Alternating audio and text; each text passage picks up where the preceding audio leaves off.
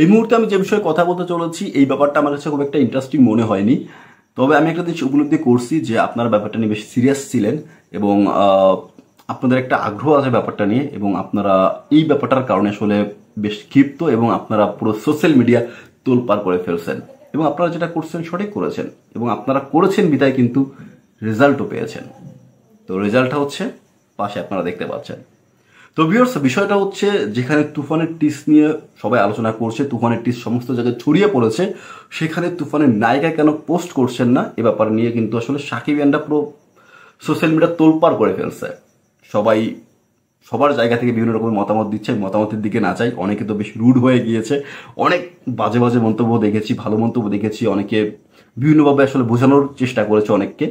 তবে এই যে তোলপাড়টা হয়েছে সেই তোলপাড়ের রেজাল্টটাও কিন্তু আপনারা দেখতেই পাচ্ছেন।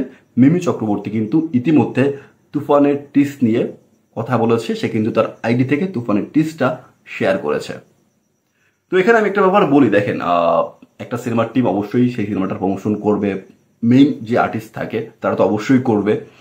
তো এখানে না করার পিছনে কিন্তু অনেক কিছু থাকে, এবং হয়তো বা অনেক স্ট্র্যাটেজিও থাকে, এবং বিভিন্ন সময় বিভিন্ন বিষয় থাকে যেগুলো আমরা জানি না বা আমরা জানতে পারবোও না।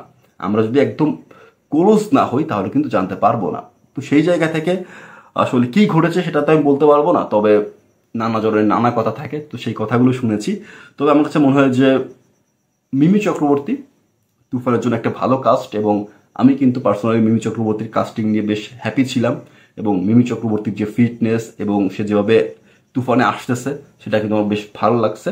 তো আমি মানে এখন বলবো না যে মিমি চক্রবর্তীকে হটাও, তুফান বাঁচাও, এরকমের কিছু বলবো না। আমি চাইবো যেন একটা সুষ্ঠু পরিবেশ থাকে এবং সমস্ত জন ঠিকঠাক থাকে, এবং সবাই যেন তুফানের প্রমোশনে এগিয়ে আসে। তো ভিউয়ার্স, ভিডিওর কনক্লুশনে বলতে চাই, আপনারা যারা ক্ষিপ্ত ছিলেন এখন শান্ত হন। মিমি চক্রবর্তী কিন্তু ফাইনালি তুফানের টিসটা শেয়ার করেছে এবং সে তুফানের সঙ্গেই রয়েছে।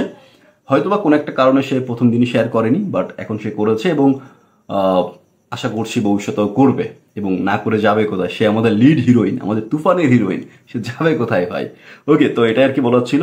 এখন আই থিঙ্ক আপনাদের মনটা শান্ত হয়েছে, তো আপনাদের মন শান্ত করার জন্য এই ভিডিওটা করা।